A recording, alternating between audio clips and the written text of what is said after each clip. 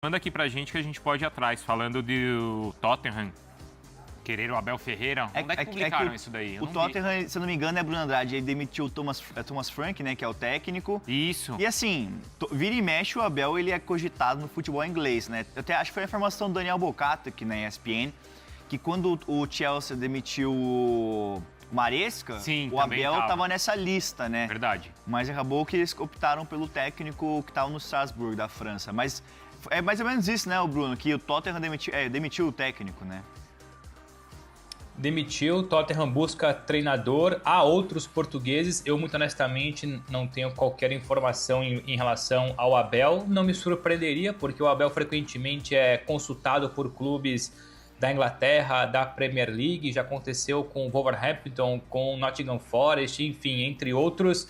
O que eu tenho sim, e até publiquei aqui em Portugal, não envolve tanto o Brasil, é que há outros 2 portugueses, ou pelo menos há 2 portugueses numa shortlist do Tottenham, um deles desempregado, Rubem Amorim, ex-United, demitido recentemente, e o Marco Silva, hoje no Fulham, faz um trabalho espetacular, enfim, é o Tottenham vasculhando o mercado em busca de um novo treinador. E por falar em treinador e português, o Vitor Pereira, aí não é informação minha, tô só mesmo repercutindo o que tem saído aqui fora, ou aí fora do Brasil no caso, o Vitor Pereira, que, enfim, recentemente deixou o Wolverhampton, é um dos fortes nomes para assumir o Nottingham Forest, enfim, continuar na Premier League, o ex-Flamengo e ex-Corinthians, Vitor Pereira.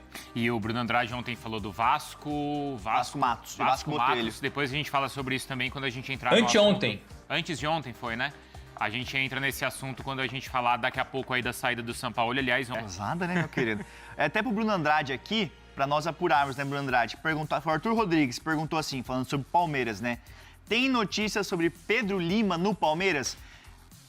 Eu acho que tá meio stand-by essa questão, né, Bruno Andrade? Como é que você tem alguma informação sobre isso? Eu vou ser muito honesto, enfim, eu trouxe esse nome a primeira vez, continuo bancando a informação de que o Palmeiras, quando esteve na Inglaterra fechando os detalhes finais do Arias, esse assunto foi colocado em cima da mesa, uma possibilidade de mercado. Dali em diante, muito honestamente, não avancei muita coisa, então não custa nada continuar tentando, não tem sido uma apuração fácil, é muito difícil, enfim, pormenores em relação a eventuais negócios do Palmeiras. A gente quase sempre descobre muita coisa na reta final da negociação. Tanto é que foi difícil conseguir os pormenores da negociação com Arias logo no começo, muita informação desencontrada, mas vou ser muito honesto aqui que de lá para cá obtive muito pouco em relação ao Pedro Lima. O que eu posso continuar reforçando sim é que a ideia do Wolverhampton é negociá-lo. Se o Palmeiras não foi para frente, talvez achou muito caro ou não gostou das condições, veremos então se não surge aí outro interessado no Brasil ou até mesmo o próprio Palmeiras. O que dá para dizer claramente houve um interesse lá atrás e hoje o Pedro Lima continua na lista de jogadores negociáveis do Wolverhampton. E ontem, por falar em Wolverhampton, hoje tem a apresentação do Arias, né? Apresentação do Arias no CT da Barra Funda às 3 da tarde. Equipe da ESPN, não sei quem vai ainda lá, viu? É o Vinícius Nicoletti. Vinícius Nicoletti? Vinícius Nicoletti, que vai estar lá. E, inclusive, ontem, não sei se você viu antes do jogo, o Bruno Andrade, não sei se viu, o Hernan fez até uma pergunta pro Abel, sim, do Arias, repercutiu pra caramba. E o Abel falou assim, eu vejo o que vocês falam no programa. Então, ele tá de olho aqui, então, não fala a fonte. Ele falou assim, eu vejo todos os programas. Foi mesmo? Foi, eu não vi. Ele falou, você não viu, Bruno? Ele falou assim, eu vejo... Eu não acompanhei. Porque o Hernan perguntou em que lugar o Arias jogaria. Eu acho que a pergunta foi nesse sentido. Aí o Abel brincou falando assim, eu me divirto porque eu fico em casa vendo os programas, inclusive o que você participa. Opa! E fico vendo o que as pessoas falam sobre como encaixar os jogadores e tal. E às vezes eu dou risada. Mas aí fica a crítica para André Hernan que o Felipe deveria fazer. O Hernan deveria interromper Abel Ferreira e falar, Abel, não é programa, é live, meu amigo. Faltou coragem pro Hernan. É verdade. O Hernan não tá aqui, posso falar a verdade? Entre nós, só entre nós 3 aqui, tá? Eu sempre falo programa, não falo live. Mas é live, né? Mas é live. É live. É live, tá, tá gente? Bom, na live. E então, não... E mas desculpa, o Vicário, continua, perdão. Não, e aí só pra completar, porque aí o Abel falou assim, o Arias vai chegar, mas não tem gente com camisa definida, com posição definida, vai ter que disputar posição. Mas isso aí, a gente não tá falando... Eu entendo o Abel falar essa questão, mas a gente tá falando do Arias, né?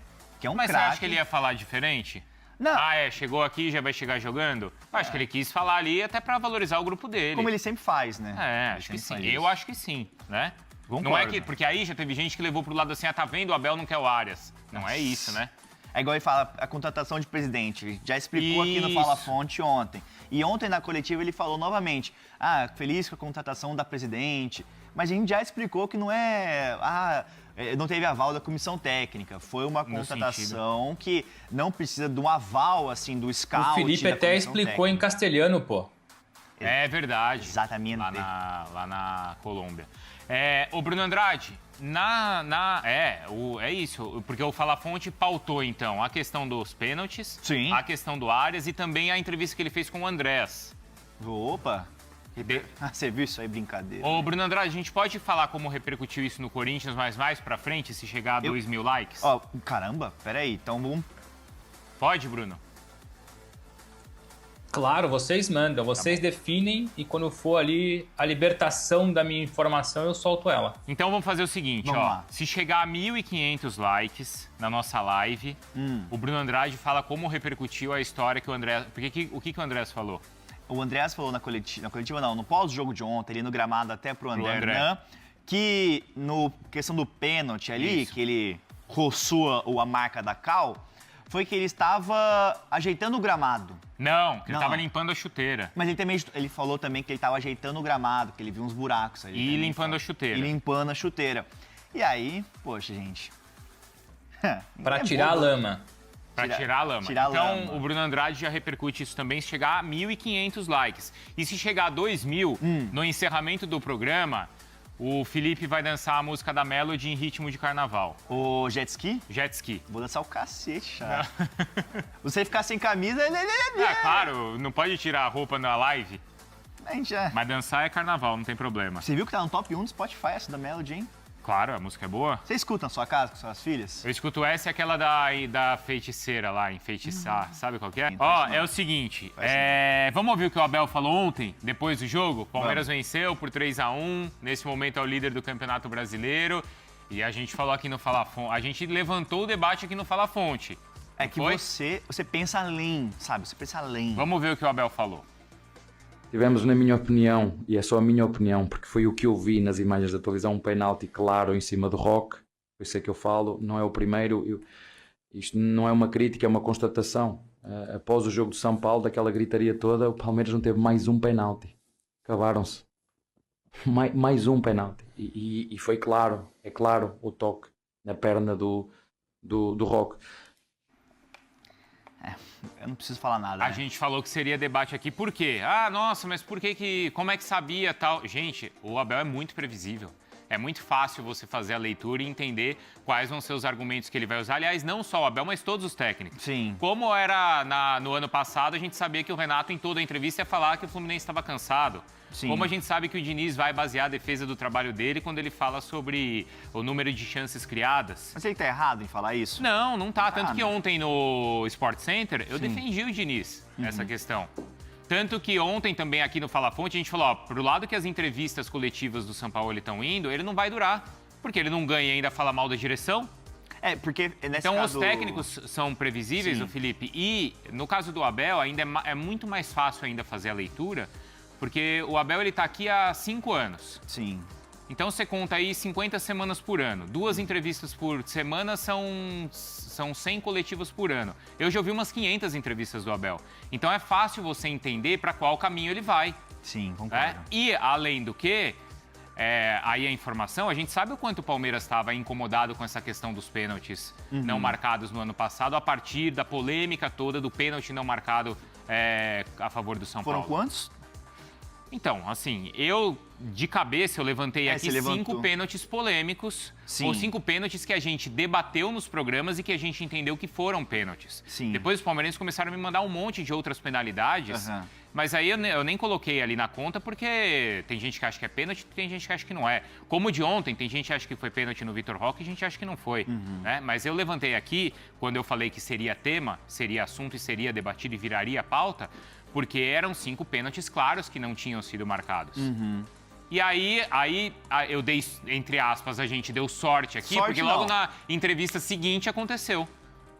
Aconteceu um lance polêmico e o Abel usou essa daí. Eu acho que assim, é difícil falar a palavra modus operandi, né? Mas ele é um cara que ele vai usar o que ele tem nas suas mãos a favor do Palmeiras, entende? E se o Abel se sente prejudicado, ok. Nesse caso do São Paulo, até cabe aqui uma informação, né? A relação que antes, eu até trouxe uma matéria antes da final que nós transmitimos aqui da Conmebol Sul-Americano, Atlético Mineiro, que o São Paulo vivia um momento mais leve nos bastidores. Todo mundo que estava no Atlético Mineiro que eu conversei sentiu o São Paulo um cara diferente no dia a dia. Um cara que, tipo, naquela primeira passagem era mais difícil, tinha mais problemas nos bastidores, só que dessa vez ele estava mais leve. Mas como você bem alertou aqui, e nós vimos nas últimas coletivas de imprensa, estava muito carregado o clima. E aí a informação até do Merlo, que é do UOL e tudo mais, falou que o que pesou para essa saída foi a questão dos reforços. Que estava sendo pedido, não estava sendo atendido, e agora saiu, e aí... Não, e outra, o São Paulo pedia uns nomes, mas a direção entregava outros, aí ele não colocava para jogar. Sim. É isso que causa o ruído. Mas voltando então pro Abel, Bruno, ele já tinha dado essa letra no jogo contra o Corinthians, quando ele é perguntado. É só prestar atenção nas entrevistas. Porque cada um aqui tem uma função. Eles trazem os bastidores, os nossos comentaristas, eles analisam os jogos. E o meu papel em levantar os debates, faz parte desse papel, ouvir as entrevistas. Sim. Com atenção, para ver o que os técnicos estão debatendo, o que vai ser assunto no dia seguinte. Então eu costumo ouvir a entrevista da maioria dos técnicos. E era certo que o Abel levaria para esse caminho. Tanto que no jogo contra o Corinthians, em uma das respostas sobre o pênalti, ele fala assim, e do Maurício, vocês não vão falar? Era certo que em algum momento o Abel usaria isso. Sim. E por que não usou antes no Campeonato Paulista, quando, por exemplo, teve pênaltis no Alan? Qual que é a leitura que eu faço? Porque depois de você tomar 4-0, você vai falar de um pênalti não marcado? Não vai. Não é? Eu entendo. É um modo que ele fala e já... É bem previsível, né? É previsível, é isso que eu tô falando. Agora, o que eu não Aliás, concordo com essa ele, previsibilidade dele... Isso, e só uma coisa Não, aí... Continua, Ricardo, depois eu reforço. Só dando uma Continua, opinião. depois eu falo. Porque eu levantei aqui a questão. Gente, por quê? Esse é o fato, né? Depois daquele pênalti, não foram marcados mais pênaltis. O único pênalti que foi marcado foi em uma competição internacional. O que está acontecendo aqui no Brasil? É a arbitragem que está insegura? É uma coincidência e cada lance é um lance? Vai ser tema para a gente debater. O que eu, particularmente, não concordo com ele, aí já opinando, é porque ele, em determinado momento, deixa ele entender que é algo orquestrado, né? Ou ele fala assim, será que existe agora um decreto para não marcar mais pênalti? Eu não acho que é por esse caminho. Não é. Opinião também acho que não é. Eu não acho que é isso. Eu não acho que chegou lá o presidente da CBF e falou, atenção, a partir de agora ninguém marca pênalti. Eu não acho que é isso. Até porque isso acontece com certa frequência no futebol brasileiro. Quantas vezes o torcedor fala assim, ih, caramba, meu time foi ajudado nessa, na próxima nós estamos ferrados. Porque a arbitragem é insegura. E também é ruim, né? E no ano passado, o volume das críticas, por tudo que envolvia o campeonato, que a reta final foi tão grande, que eu imagino que tenha deixado a arbitragem insegura. Então eu imagino que seja algo nesse sentido e não que seja algo orquestrado. Fala, Bruno. Não, eu ia reforçar que esse lado previsível do Abel, essa comunicação do Abel, me lembra muito aqui o José Mourinho. Não à toa, o Mourinho ele é, claro, a referência para praticamente todos os treinadores portugueses da atualidade, da geração do Abel. A gente acompanhou muito o Mourinho lá fora, na Espanha, na Inglaterra, agora tem a oportunidade de acompanhar aqui ele no Benfica, em Portugal, e sempre que termina um jogo...